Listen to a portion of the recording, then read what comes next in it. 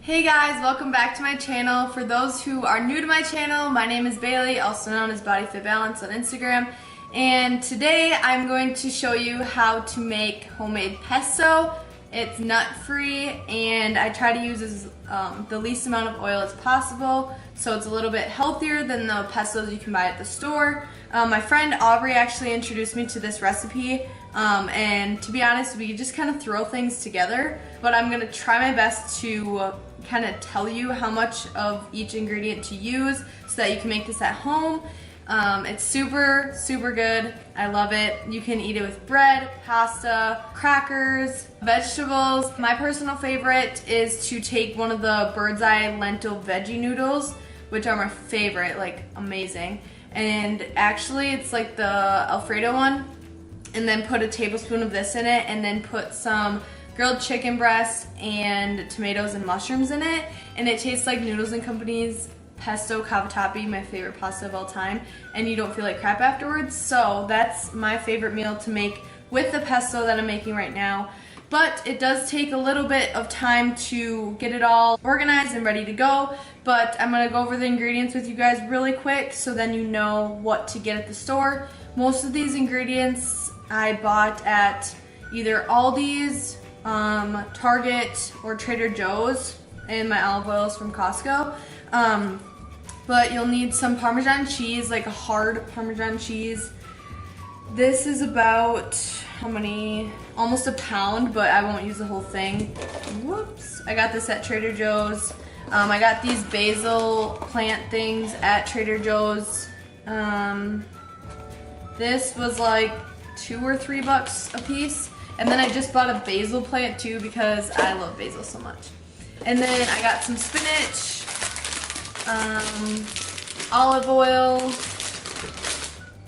salt and pepper, the best garlic salt in the world, a lemon, and then some garlic. I won't use this whole thing either. I'm also gonna make a double batch, so it's gonna be, there's gonna be a lot. You can make this and you can always freeze it. That's what I like doing because it does take a little bit of time to make, so if you want to save some time, you can just make a huge batch and then put some of it in the fridge, some of it in the freezer. I always start with the cheese, so I'm probably gonna take about like half of this to start. So like this much. I don't really know how much it's gonna be, probably like 0.4 of a pound. I could weigh this stuff out too, because that might be helpful. But I also might add more to it, so 4.5 ounces of Parmesan cheese. Okay, so I'm gonna just, I kinda like chop it up into like cubes before I toss it in the food processor. So then it doesn't take forever to mix up. Actually, I might add a little bit more. Okay, so combined, there's 6 ounces of Parmesan cheese. So I added a little bit more. And I'm gonna blend this up for a little bit and just get it really finely like grated. So you don't need to blend it too fine, just so it's like kind of a little bit chunky yet, but not like to the point where it's like mush, if that makes sense, because you'll be blending it more throughout the process. So next I'm going to add the basil. It smells so good.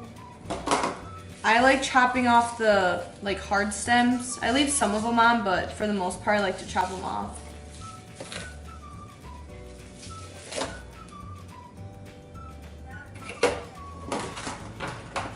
And then I like rinsing it before I add it as well.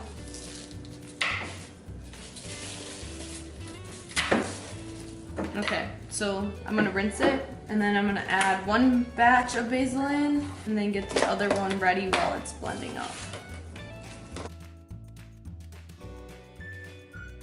Packages were 2.5 ounces a piece, so about 5-ish ounces of basil is what you'll need. I did take a little bit of the stems off, so it might end up to be like 4-ish ounces, but like 2 big handfuls pretty much is what they were. So now I'm gonna add about 2 handfuls of spinach. Gotta get in those greens.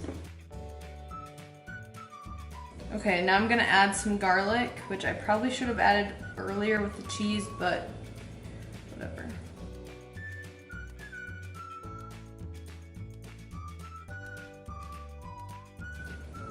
Okay, so I have about 2.5-ish cloves of garlic that I'm gonna add in and then blend up.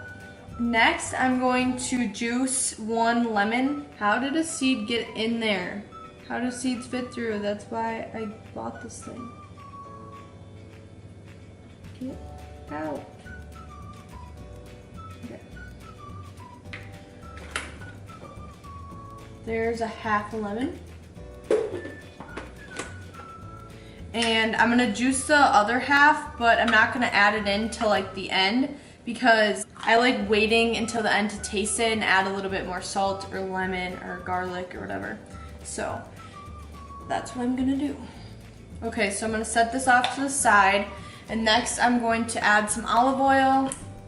I'm gonna start with like 1/3 of a cup, and then I'll add more if I need to. I'm gonna add a tiny bit more, so probably like another tablespoon. I'm going to add some garlic salt. I just put a little bit in to start, and then you can add more as you go. And then some sea salt and pepper. Always start out with like the least amount of things that you can and then work your way up until you perfect it, because you don't want to add like too much salt or too much lemon juice and then be screwed.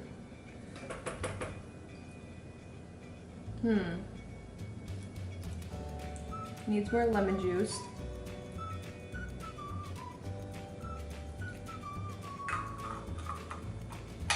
Okay, so I added about half of that leftover mixture. Adding a little bit more salt. And I think I need to add a little bit more oil just to make sure that everything gets blended up a little bit finer. So I'm gonna add probably another tablespoon of oil. I think it needs a little bit of garlic salt. So as you can see, it's just like there's no specific, I mean there's like a recipe, but you kind of got to add your own things to it at the end, because I don't like measure when I make things. I just throw stuff in and it ends up tasting good. So today we're kind of going with the recipe, but at the end you kind of just gotta add like certain spices and stuff to make it taste good to you, if that makes sense. Okay, this is a mess, I apologize, but this is what it looks like. It's so beautiful, smells so good, tastes so good. These crackers are so addicting. This pesto is so addicting. Yum. So, I will put the recipe in the description box below. I hope you enjoyed this recipe. It's literally amazing. I love pesto, I hope you do too. But anyways, thank you so much for watching. I love you guys so much.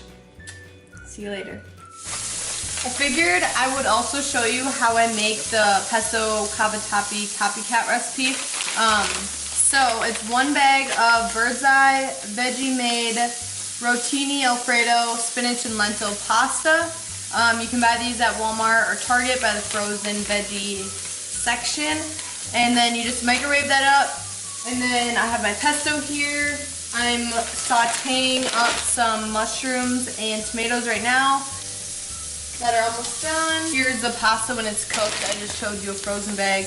That's what it looks like when it's cooked. So this is what that looks like. I'm gonna add that on top. And then add my chicken. And then my pesto I'm gonna add. Probably about 2-ish tablespoons. I'm gonna mix it up. And there you have it. Copycat pesto cavatappi from Noodles&Co. So good, and you don't feel like crap after it, and it's a lot of food. I'm literally stuffed when I finish eating this, and my hands are so gross. So I hope you guys enjoyed this video of the pesto and this pasta recipe. If you did, don't forget to give it a thumbs up, and don't forget to subscribe down below. Thank you guys so much for watching, and I'll see you in my next one.